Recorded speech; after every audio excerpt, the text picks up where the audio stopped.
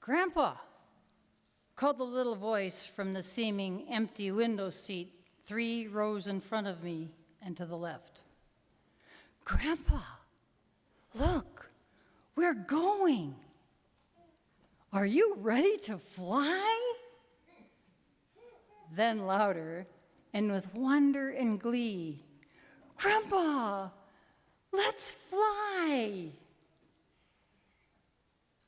The energy of at least 24 passengers sitting around that little voice palpably shifted. People looked up at one another and smiled. I saw a couple across from me reach for one another's hands. The people in front of me leaned their heads toward one another and smiled. Some laughed gently. After a somewhat hectic boarding process in both Spanish and English, with some confusion about seating and overhead compartment space, that small voice was a miracle. Wondering at what one time humans thought was a miracle, that of flying. That small voice, that day, mattered and changed the world, if only for a few minutes. Let's fly, because we're feeling good. These are the Ponderosa Pitches.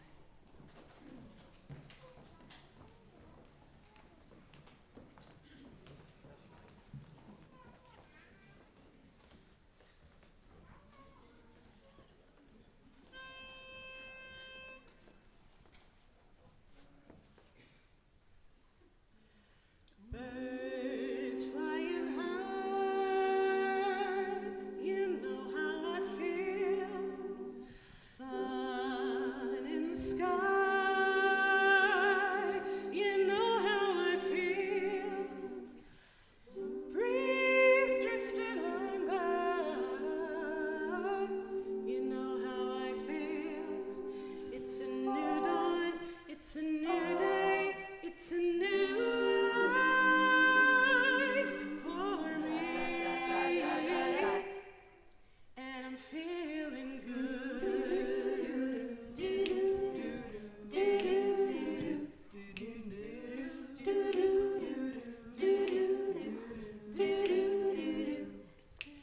Fish in the sea, you know how I feel. River running free, you know how I feel. Blossom on a tree, you know how I feel. It's a new dawn, it's a new day, it's a new life for me, and I'm feeling good. Da-da-da-da,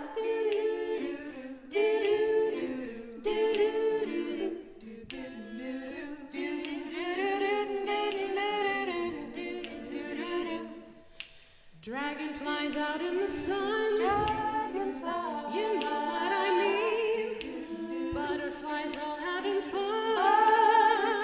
You know what I mean. Sleep in peace when day is done. That's what I mean. It's a new dawn. It's a new day. It's a new life for me. And I'm feeling good.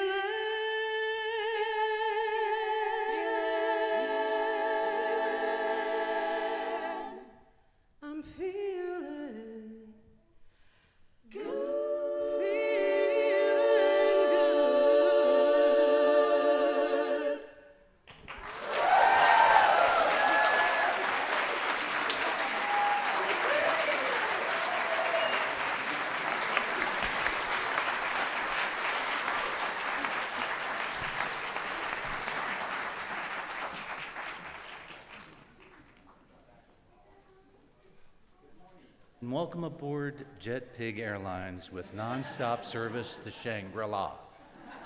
Captain Judy Hurlburt is in charge of our flight today, and my name is Joe. I'd rather not give my last name, acting as your purser for today. My pronouns are he and him. Jet Pig Airlines, powered by and with love, is an affiliate of the Unitarian Universalist Fellowship of Central Oregon, assisting you in your journeys toward justice, equity, transformation, pluralism, interdependence, and generosity. I want to extend a very special welcome today to all of our people Zooming us, and we're certainly glad that you can join us on our virtual flight today. Whether you're traveling first class or coach, or your passport is foreign or domestic, you are welcome here. If your luggage has been checked, or if you still carry around some baggage, you are welcome here. Regardless of the country of origin, your sexual orientation, or your age, you are welcome here. And regardless of the color of your skin, the color of your hair, the color of your nails, the color of your clothes, you are most welcome here. Our flight entertainment today is provided by Debbie McMahon on the piano, and we have the Ponderosa Pitches acapella. It's my pleasure to introduce them. We have Allie Glover, Christina Richards. Please hold your applause until I get through everybody here. Christina Richards, Jay Mashmet, Lauren Jorgensen, Lisa Flexner, Mariah Runk, and Riley Sheets.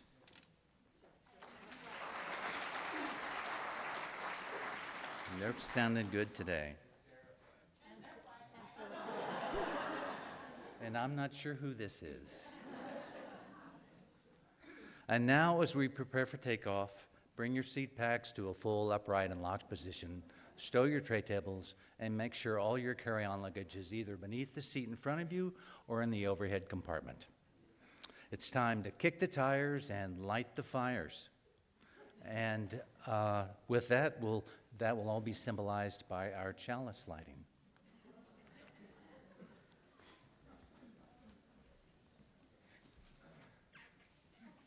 Good morning. My name is Ann Delatch, and my wife, Molly Custer, will be lighting the chalice for us today. Our chalice lighting words this morning are from former UN Attorney General Dag Hammarskjöld. Each morning, we must hold out the chalice of our being to receive, to carry, and to give back.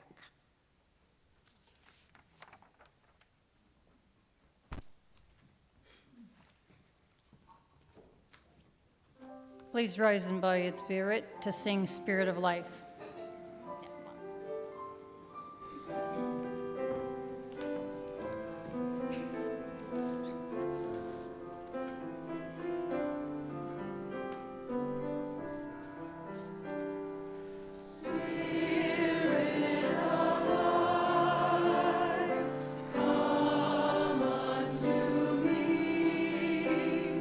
Sing in my heart all the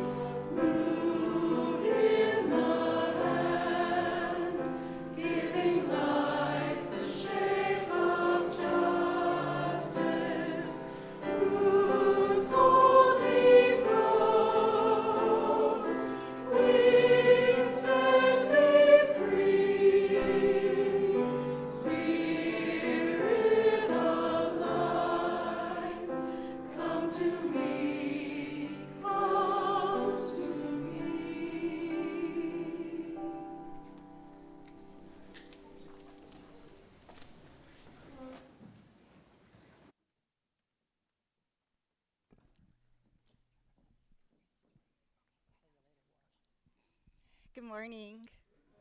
My name is Amy Brock, and I'm the Director of Religious Exploration for Children and Youth, and it is time for all ages. So if you are young or young at heart, we invite you to find your way to the rug this morning for our exploration together today.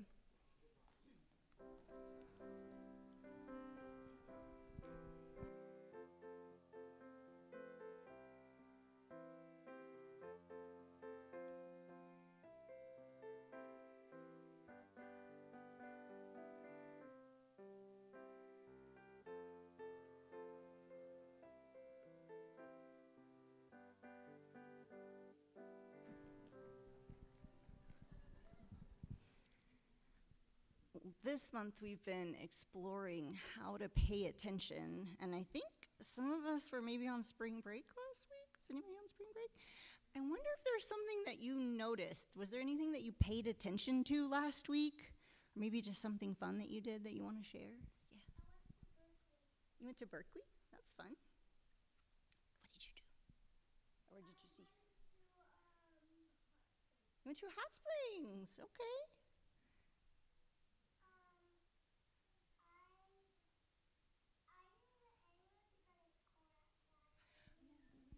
You spent some time playing at home, okay. I spent some time walking my dog at the park. Did you do anything fun last week? Yeah, I worked on this service, and I spent some time with my grandsons, and I walked in the beautiful weather, and I tried to pay attention to those things. Yeah, lots of things to pay attention to. And I think you picked a really good story to share with us today. Sure. My name's Judy. Welcome, and thank you for coming and sitting on this rug. I didn't know how many of you would be here this morning, because some of you were on vacation.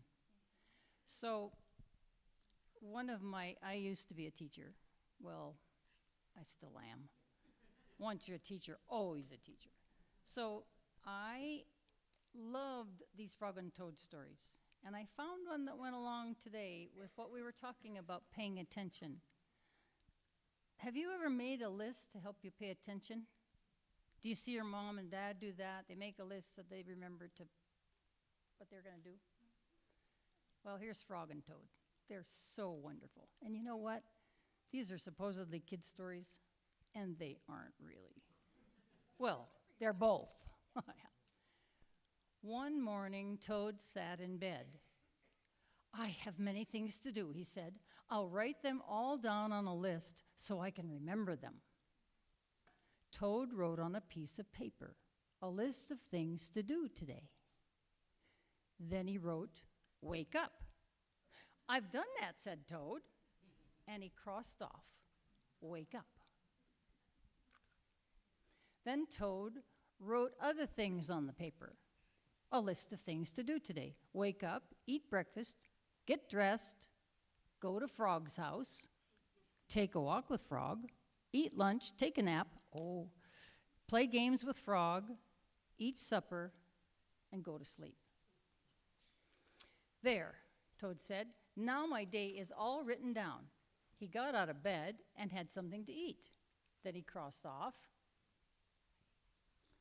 What did he cross off? Eat breakfast. Toad took his clothes out of the closet and put them on. Then he crossed out, get dressed. Toad put the list in his pocket. He opened the door, walked out into the morning. Soon Toad was at Frog's front door. He took the list from his pocket and crossed off, go to Frog's house. I bet somebody's heard these stories. Toad knocked at the door. Hello, said Frog. Look at my list of things to do, said Toad. Oh, said Frog, that's very nice. Toad said, my list tells me that we will go for a walk. All right, said Frog, I'm ready. Frog and Toad went on a long walk. Then Toad took the list from his pocket again, and he crossed out, go for a walk with Frog. Just then a strong wind came up. It blew the list out of Toad's hand. The list blew high up into the air. Help, cried Toad. My list is blowing away. What can I do without my list? Wow, right. Hurry, said Frog. We will run and catch it. No, shouted Toad, I cannot do that. Why not? Asked Frog. Because running is not on my list. It's not one of the things I wrote down on my list of things to do. Frog ran after the list. He ran over the hills and swamps, but the list blew on and on. At last, Frog came back to Toad. I'm so sorry, gasped Frog, but I couldn't catch your list. Blah, said Toad. I cannot remember any of the things that were on my list of things to do. I just have to sit here and do nothing. Toad sat and did nothing. Frog sat with him. After a long time, Frog said, Toad, it's getting dark. We should be going to sleep now. Go to sleep, shouted Toad. That was on the last thing on my list of things to do. Toad took a stick and wrote on the ground, go to sleep. Then he crossed off, go to sleep. There, said Toad. Now my day is all crossed out. I'm glad, said Frog. Then Frog and Toad went to sleep. Thank you so much for sharing that story with us. We're going to explore more. We're going to explore more in our different spaces today, but before we go, I think we need to say the Children's Covenant. Will you say it with me? In this place, I am kind. In this place, I am loving. In this place, I am a friend to the earth and all animals and people. In this place, I am loved. Please rise and form the arch as we send our friends to RE.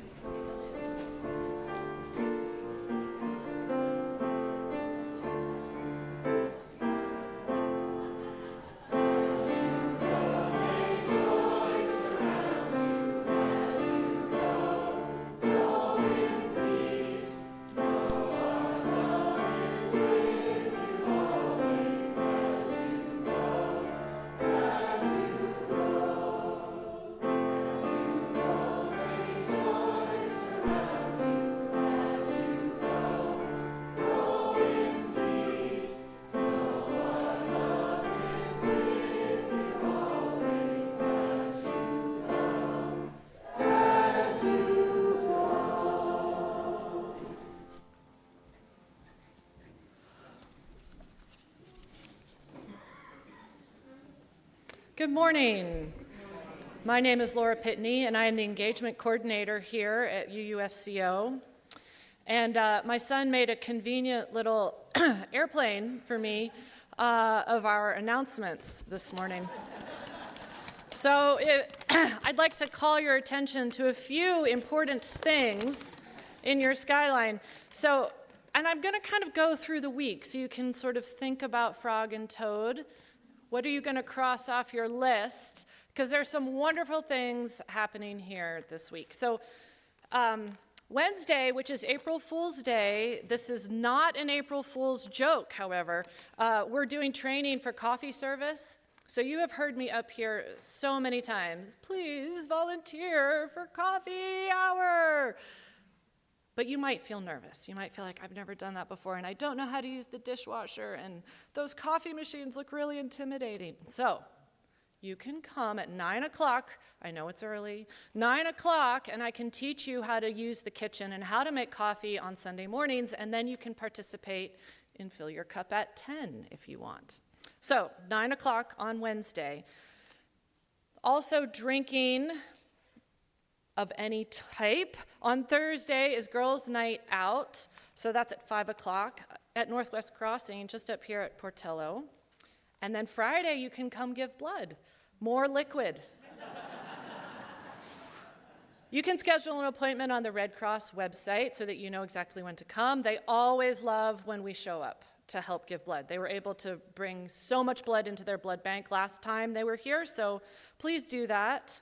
And then on Saturday, after all of this liquid, you get to come and pull cheatgrass all around on the property, and this is really important to help prevent the spread of cheatgrass, and it's also really good for wildfire prevention.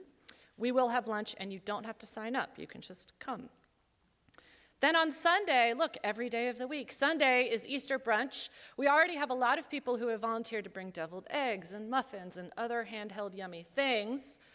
That's awesome. You're still welcome to bring things, but what we really also need is help with setup and cleanup. So you can sign up at the kiosk. There's a little place to put your name down. You can also scan the QR code on the form, on the sign, on the ACE. You can sign up lots of ways to let us know if you're able to come and help out.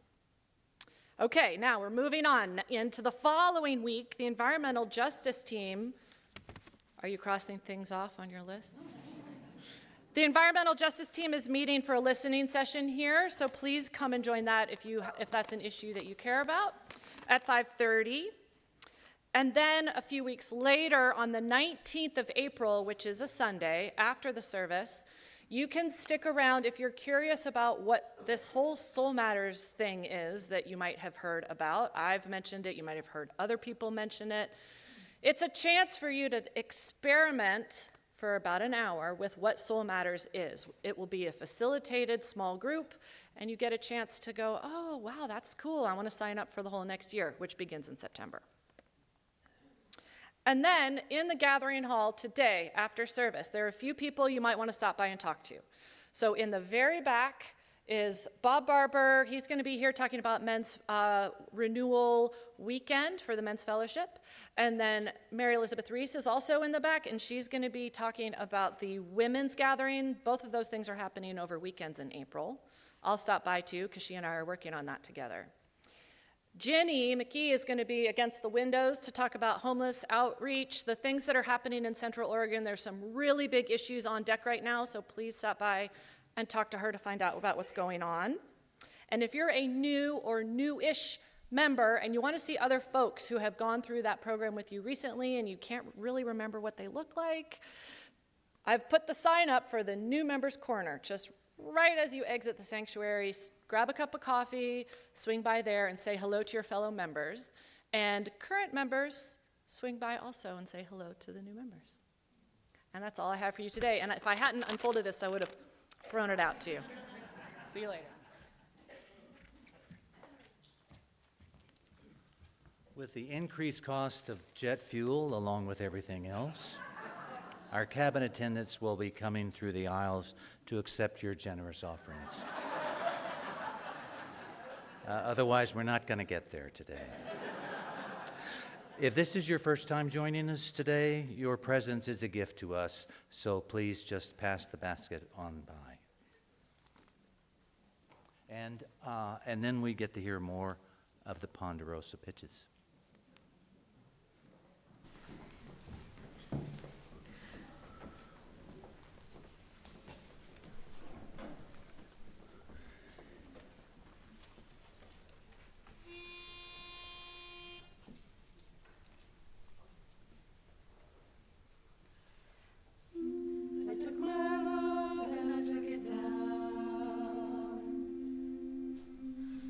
Climbed a mountain and I turned around.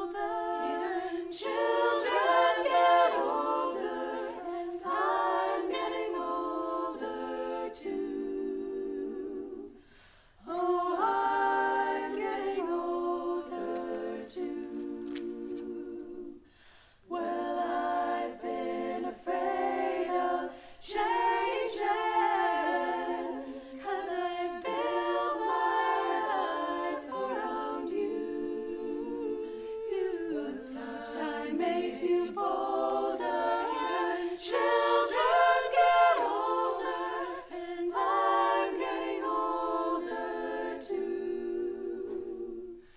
Oh, I'm getting older too. Oh, take it down. Oh, climb a mountain and you turn around. And if you see my reflection in the snow-covered hills, when the landslide brought me down. And if you see my reflection in the snow-covered hills, will the landslide bring it down? Oh, the landslide bring it down.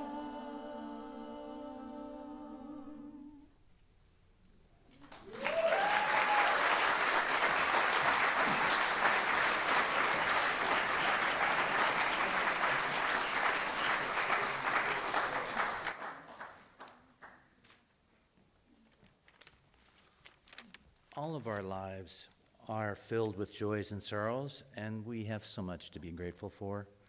Each we share those, and you can find a form on the kiosk if you'd like to share yours with us.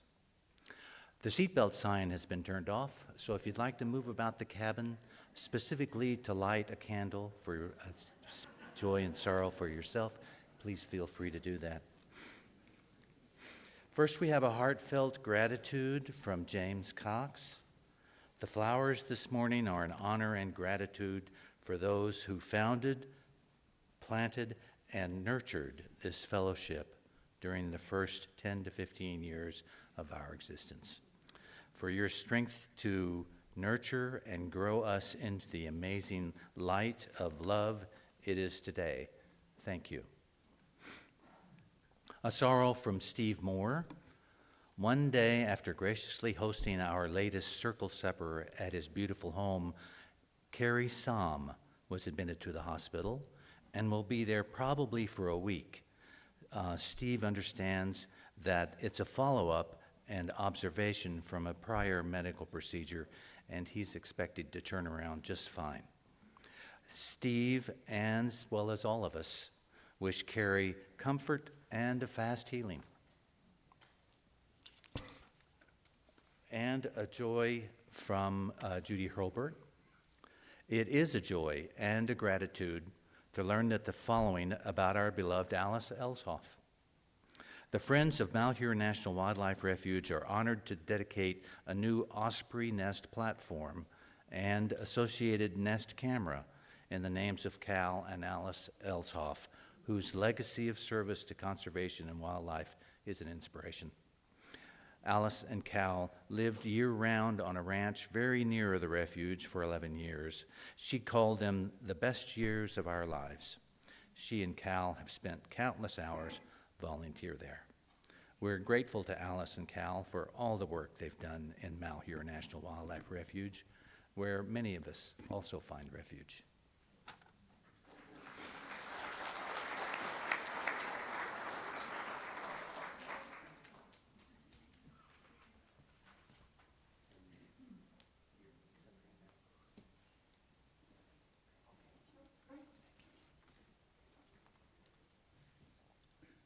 For the prayer and meditation this morning, it's going to be a sung prayer. The Ponderosa Pitches will sing the first verse, and we ask you to join in the second verse, and then I will ring the bell for a minute of silence. Can we have the words, please?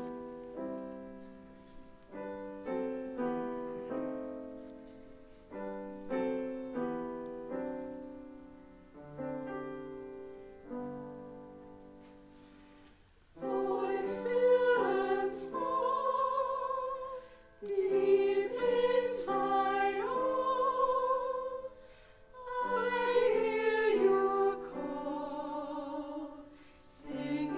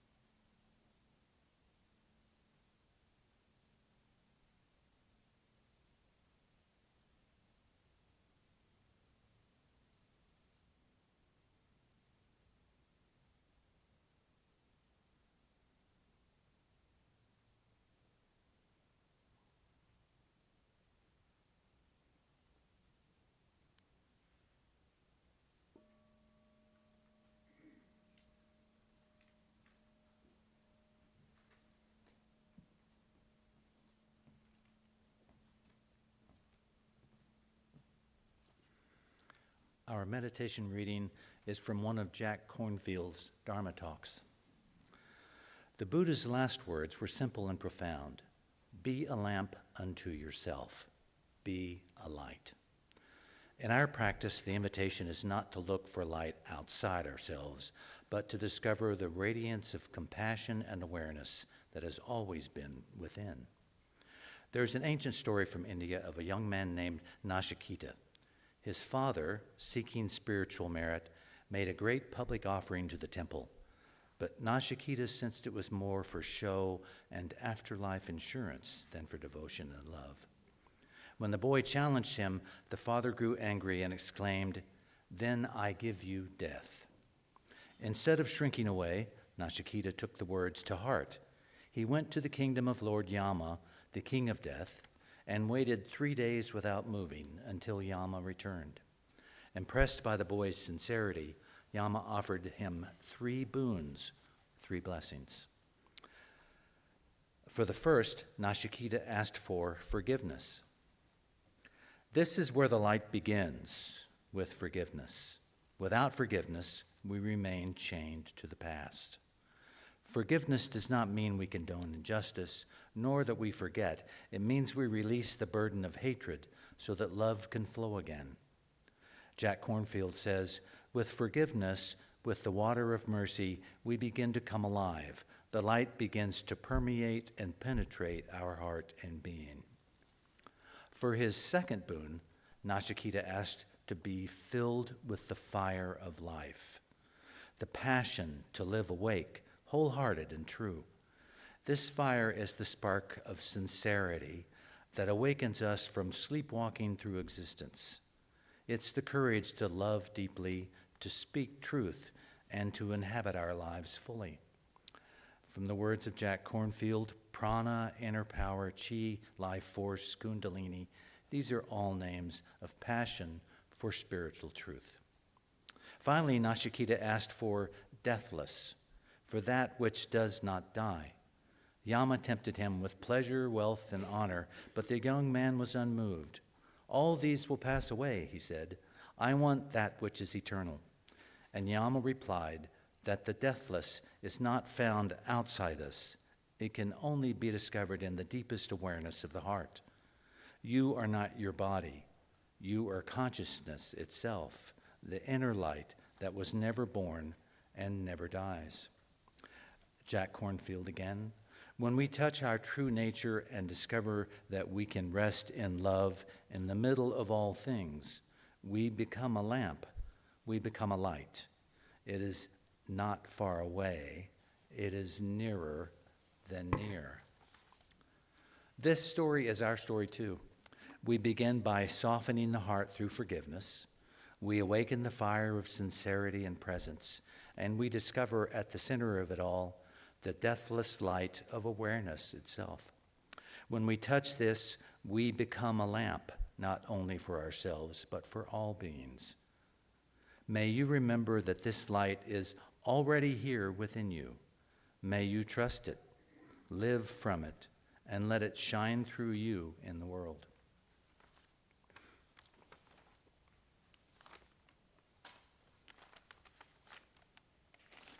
I'm going to introduce Judy Hurlburt now. Judy Hurlburt is your captain on this flight. Judy recently, Judy actually does have a private pilot's license. And she needs to if she wishes to use that, she needs to renew that. While she was learning to fly, she was also learning how to bloom where she was planted and live a life of miracle mindedness. Judy has many years of asking for miracles in her decades-long career as a teacher and administrator, project director, and for 7 summers as the captain of a set net fishing business in Bristol Bay, Alaska. Judy also adopted and raised her daughter Joy from China. Judy moved to Bend in the fall of 2011 and began attending UUFCO. She served in a variety of leadership roles here at the fellowship and continues her practice of miracle mindedness.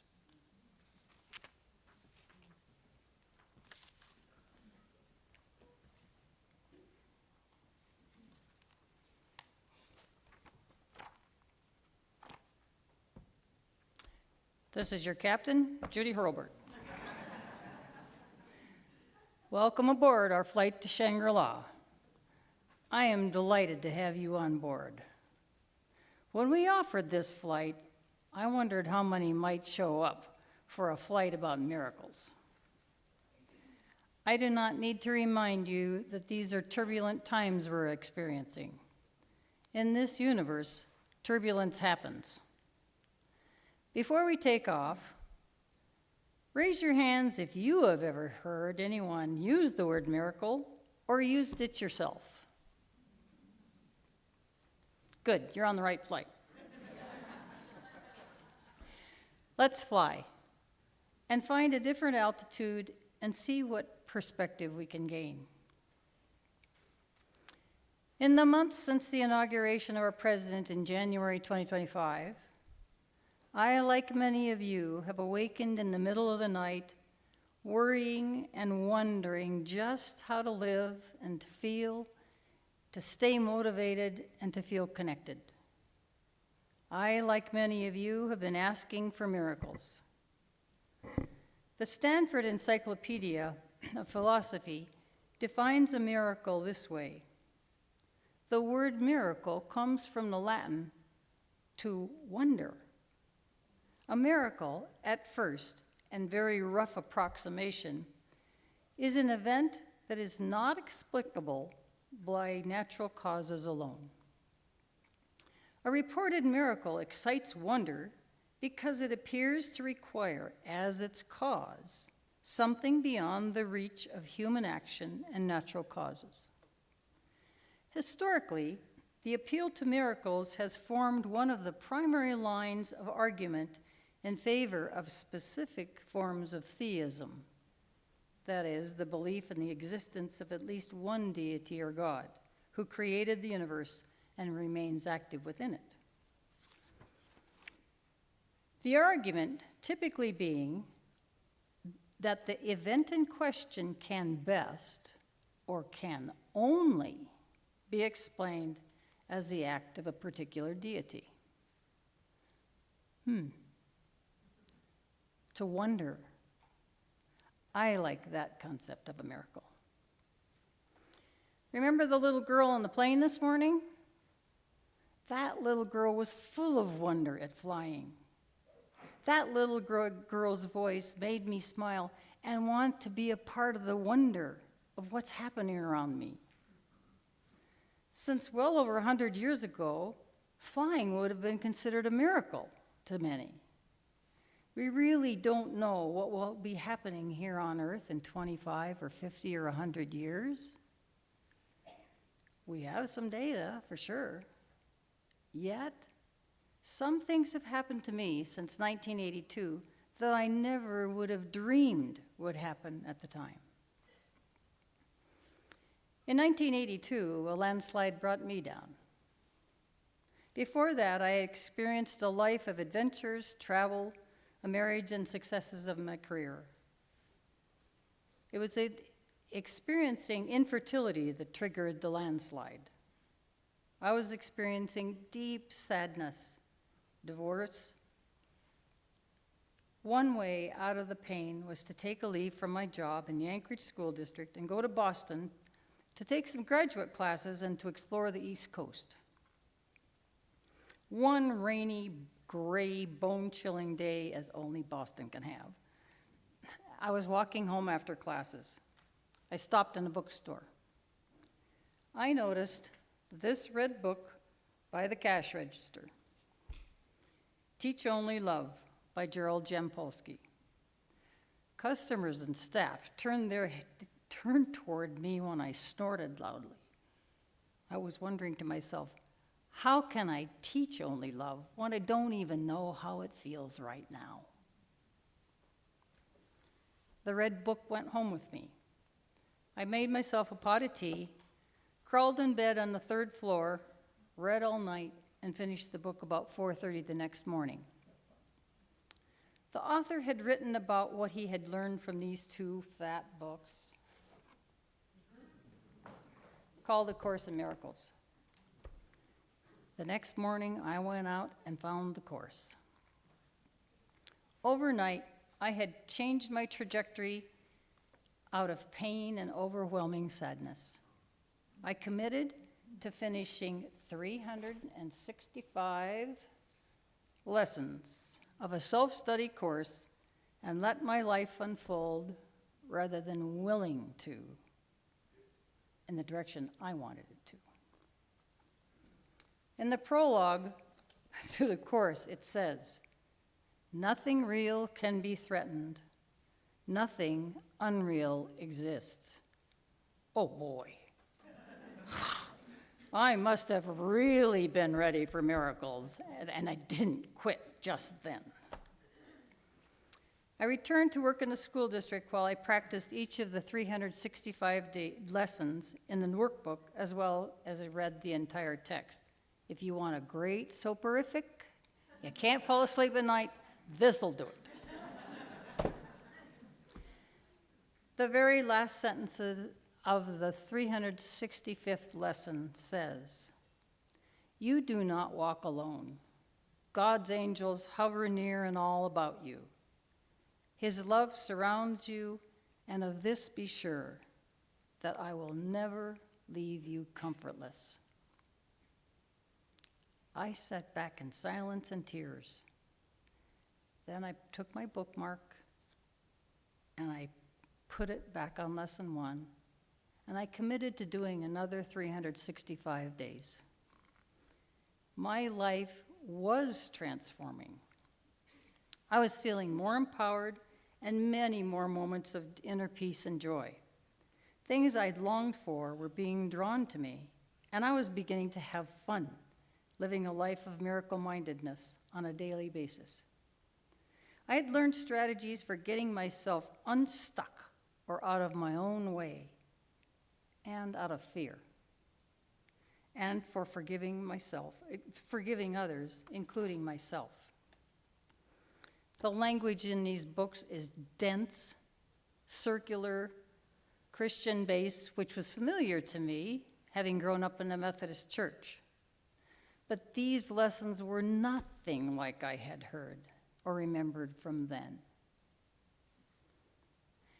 At some point, after 2 years of daily practice and over a year of facilitating the course, I'd embodied most of the practices. Well, some of the practices. And the books mostly remained on the shelf. When I was experiencing too much fear, I'd occasionally pull them out and practice lessons for a few days or until the issue resolved. 4 particular lessons have stuck with me. There are only 2 emotions, love and fear. A miracle is a change of perception. I have the power to change my mind and move from fear to love. We can only change out of fear when we feel love. What I had gained by my disciplined 3-year study was a sense of agency. I learned how to bloom where I was planted. I learned I could choose out of fear in a way that brought me back to a sense of peace and love, back to letting my own light shine, and to developing and trusting a still small voice that I literally hear in the quiet. This practice drew support, mentors, new jobs, new relationships, 7 years at Fish Camp in Alaska, attending the first World Earth Summit in Rio de Janeiro, a directorship of a large teacher training project, and yes, eventually a daughter, and now 2 grandsons and a granddaughter on the way. In 1982, I would have thought of any one of those things as a miracle, and impossible, if not improbable. And here I am, after moving to Bend, facing what I and others are feeling like a landslide. I found I've been consulting my Course in Miracles book frequently to find some peace in all the noise. I realized I've been feeling scattered and wondering how to cope. In cleaning my office one day, I found a statement I'd written in a class of Reverend Scott that some of you have taken, called This I Believe. It was a class for crafting a credo, or a statement of our beliefs. That had been eye-opening and a centering exercise for me, and that was, 2018, 17, 16, something like that. Some of the beliefs of my credo are, I believe in love, miracles, and the fish gods. I am infinitely connected to the universe in ways I will never fully or consciously understand. I matter because I am matter and am part of a moving, resting, cycling energy that permeates the universe. Because I am intimately connected, what I do matters. I call that energy that connects me to the universe love. And love is at the center of our UU principles. It's why I'm here. It guides and fuels our actions. I am most energetic, congruent, joyful, and at peace when I am experiencing that connection to the energy of this universe. My purpose in life is as a source of light.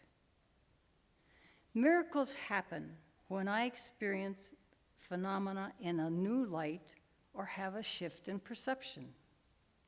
I have a choice and capacity to focus my energy to create my own comfort and peace, and so do all of you.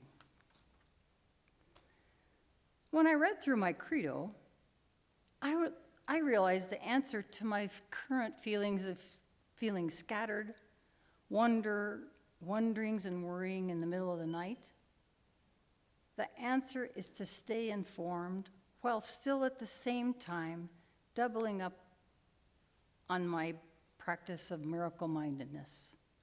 And I invite you to join me. And I invite the Ponderosa Pitches back to sing.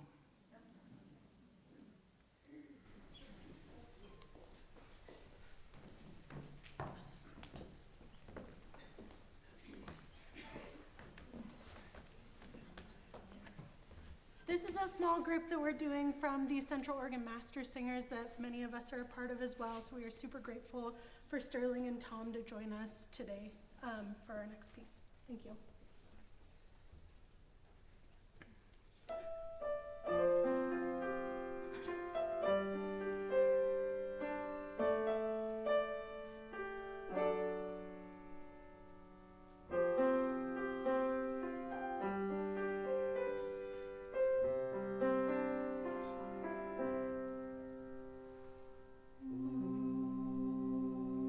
There is no light without a dark.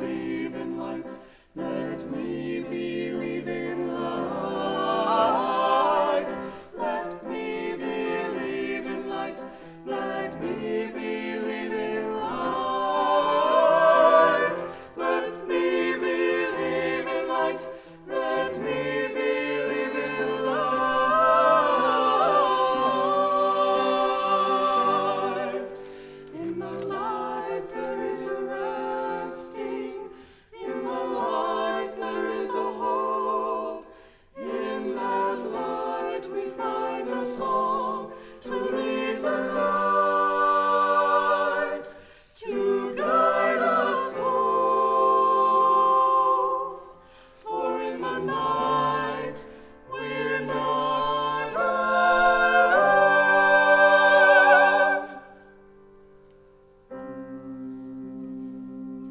There is no light without a darkness. There is no peace without a storm. There is no home without a missing. There is no balm with nothing torn.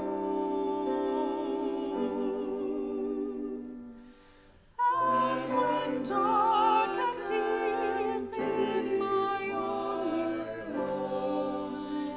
sight, let me believe in light.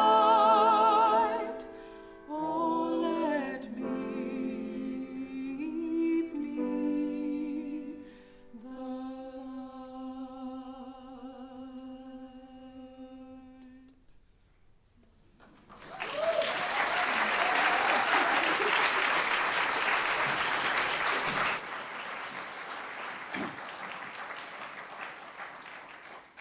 Oh, thank you, thank you. The Master Singers sang that in a concert last fall, I think. And when I was finding music for today, there was no not having it. So thank you. So what am I asking when I ask for miracles? How might what you do and I do change the world? How do I do it? I only know what I do. You'll find your own way. I know how to practice miracle-mindedness. What I've had to do in the past several months is create a daily routine of miracle-minded practice to sustain and nurture me, like I did when I was studying the Course years ago. This time I will add more sources of wisdom to my cache of lessons from the Course. Jack Kornfield was one of them. And the Dharma talks that he does on YouTube. My solution was a recipe of sorts. I now call it miracle soup. The ingredients and process were inspired by two events. In November 2022, not that old. In November 2022, I went to visit my beloved sister Ruth in Iowa for a week. She'd been declining into dementia and its side effects for at least 3 years. I wanted to visit her before she forgot who I was, and I wanted to anchor somewhere in her the love that I felt for her. Our last morning together, we bumped into one another on our way to the same bathroom. She took my face in her hands and said, "Oh, my sister Judy, you came to see me. I love you so much. Thank you." Those were some of her last words to me. 3 weeks later, I was sharing a hotel room with two other sisters the morning after Ruth's memorial service. I was lying in bed dozing when that still small voice emerged, saying, "It's time to nurture yourself." I lay wondering, what does nurture me? The scaffolding of my life had changed with the death of my sister. During the Christmas holidays, I paid attention to what nurtured me and what did not. After the rush of the holidays, I rested, read, ate gently, and kept wondering how I would nurture myself. And that was back in 2022. I wrote down my ideas as it came to me. I distilled them and turned them into a chart or a recipe. The chart on my refrigerator door looks something like this. The purpose of creating a chart was to act on what nurtures me each day so that I, in turn, can nurture others. I consult it in the morning after I set the tone for my day and get out of bed. I think back over it after I crawl in bed at night. This is not a to-do list. It's what I want to pay attention to in the course of my day. This day I will set a positive tone, exercise, get fresh air and sunshine, laugh, receive or give human touch, learn something new, bring light to another, eat healthily, express gratitude, and remember what love calls me to do. The inspiration for the title, Miracle Soup, happened this past January. I came down with a virus that many of us had. I ached all over, my skin hurt, and I had a fever. Yikes, did I need miracles that day, and I asked for them. I was able to talk with my doctor. When I hung up and headed back to bed, to my horror, I remembered that I told Rebecca I would bring her soup for dinner and her kids while her husband was away. Before climbing back into bed, I texted her and said I couldn't possibly do that. Her return text said, absolutely no problem, take good care of yourself. I slept for many hours. Late that afternoon, my text dinged.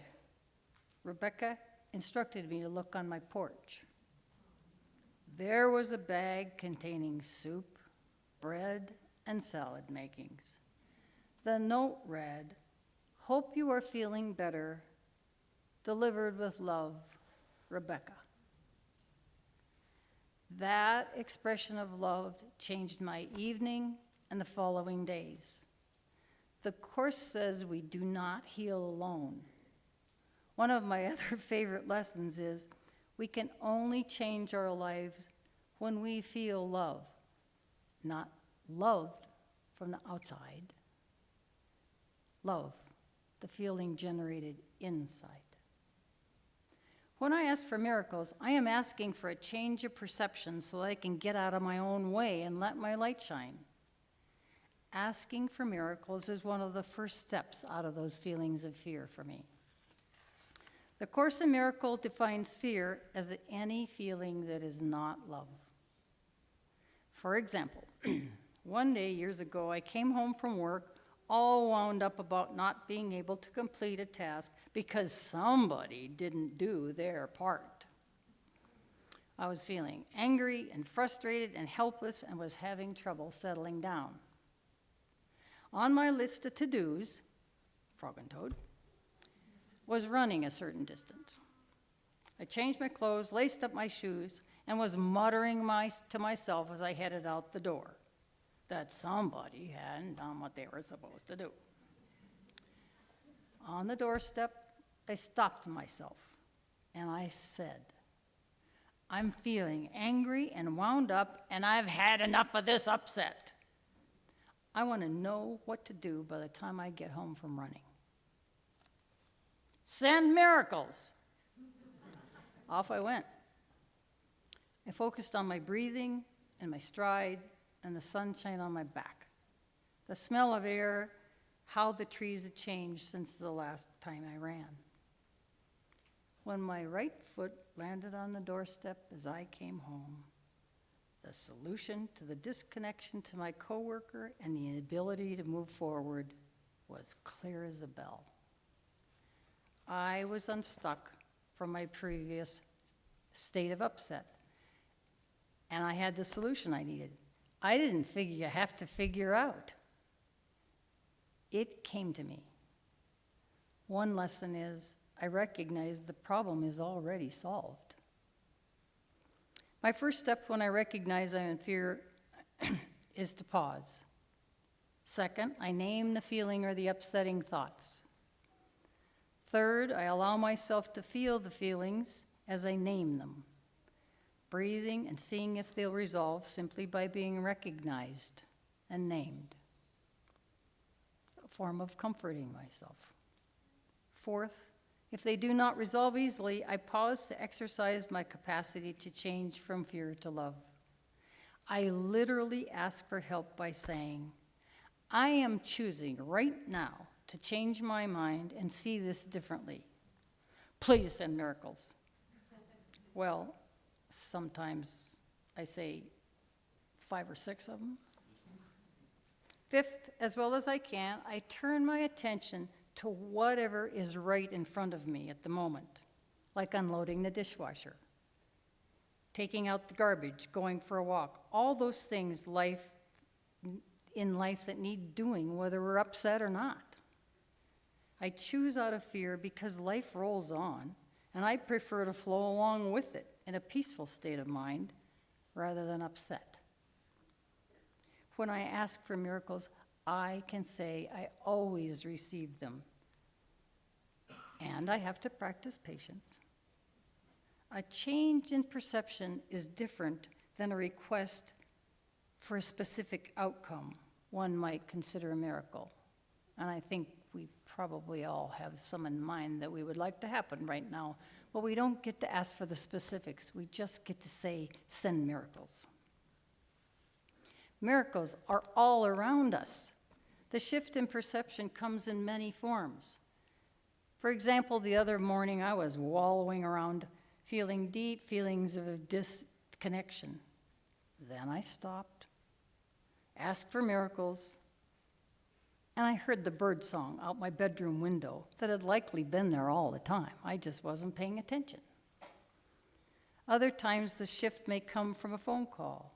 Other times, the sheer beauty of the light reflecting off a window in Aubrey Butte, the smell of rain on the sidewalk, the movement of the Metolius River, the taste of the cardamom and the ocean rolls. Miracles are always around us because the universe is always cycling, resting, changing. The touch of someone's hand. The miracle happens in the shift of my attention that brings me back to stillness. Then the answer and the fear, then the answer to the problem can go away. It cannot when I'm still in fear. Once my calm or peace is restored, my energy can move forward to the next person or event. Some days, one little miracle changes my whole day. Some days, I admit, I have to repeatedly ask for miracles so I can stay present from 1 hour to the next. And I remember to listen. The Buddha says, everything created is impermanent. None of us know what will come from the changes from this current landslide. As the singers sang, there is no light without darkness. There is no peace without a storm. There is no whole without a missing. There's no balm with nothing torn. And when dark and deep is my only sight, let me believe in light. Let me be the light. We have the capacity of seeing and creating the world anew each day, and I believe in miracles. I'm wondering, as the Course in Miracles says, just last night in the middle of the night, perhaps there is another way at looking at this landslide we're experiencing. What do we have to lose by asking? What's another way of looking at this? Remember that little voice in the airplane? We never know how our wonder, joy, and love impacts the world as our energy impacts something else. I want to show up with love and wonder. I invite you to show up by doing what you love and what lights you up. Continue what so many of you in this room are already doing by spreading your light and love. And when that light and love begin to dim, make up a batch of miracle soup, consume it, and better yet, share it. And I'm going to leave you with some questions. What do you wonder about the most? What are you paying attention to? Do those bring you joy and nurture you? What does bring you joy and nurture you so you can nurture others and all the things in the universe? How willing are you to practice your choices out of fear by pausing and asking how you can see this differently and asking for miracles right now? And then let the answers emerge. What will be the ingredients of your miracle soup? Thank you.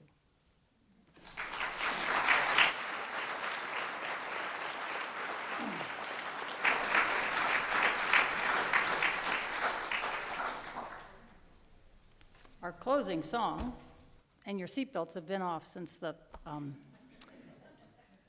chalice light, or the joys and sorrows. Stand with me and sing This Little Light of Mine and join the Ponderosa Pitches.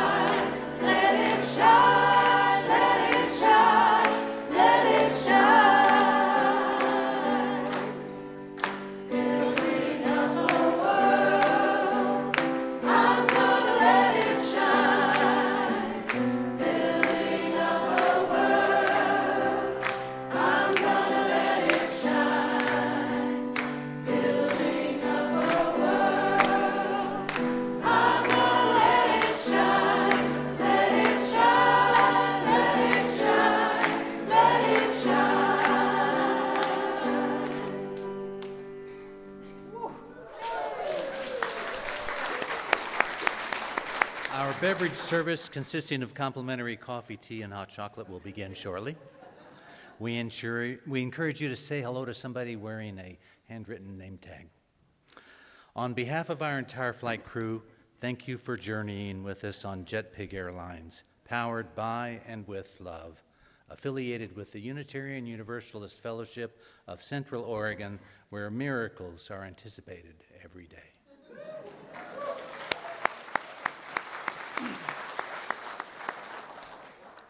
Please join me in saying the UUFCO covenant as Joe, my purser, extinguishes the chalice.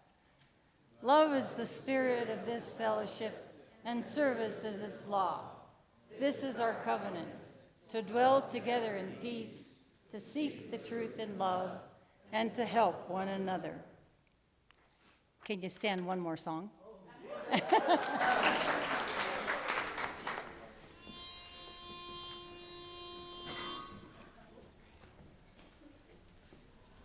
People would like to take a seat.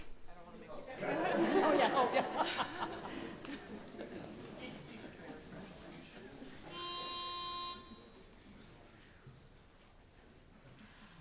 All the money that e'er I spent,